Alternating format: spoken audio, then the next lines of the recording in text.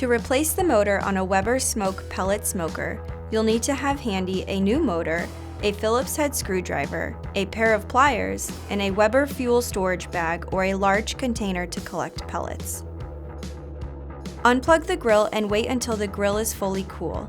After the grill is cool, you'll need to empty the pellet hopper. Start by placing a Weber fuel storage bag or a large container under the pellet hopper to collect the pellets as they flow out of the chute.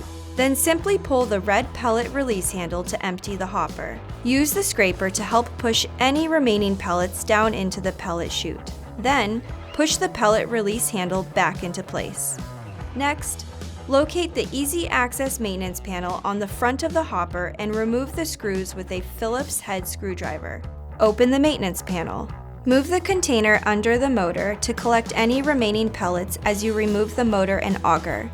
If you are also clearing an auger jam, use a different container as the quality of pellets in the auger may be compromised. Now, remove the motor from the grill by first pinching and pulling the connector. Remove these 4 screws adjacent to the motor with a Phillips head screwdriver, and these screws in the back plate. Then pull out the motor and auger from the grill. Now, you'll need to disconnect the auger from the motor. Use the pliers to straighten and remove the cotter pin, then separate the motor from the auger.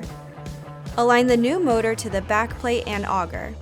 Carefully slide the cotter pin back into place and bend it to secure both the motor and auger. Inspect the auger thoroughly and purge any remaining dust and debris. Return the auger and new motor back into the grill. Now reconnect the motor and auger to the grill and put back the maintenance panel, ensuring all screws are secure. Refill the hopper, plug in your grill, and you're ready to get cooking. For more information, visit Weber.com or contact Consumer Care.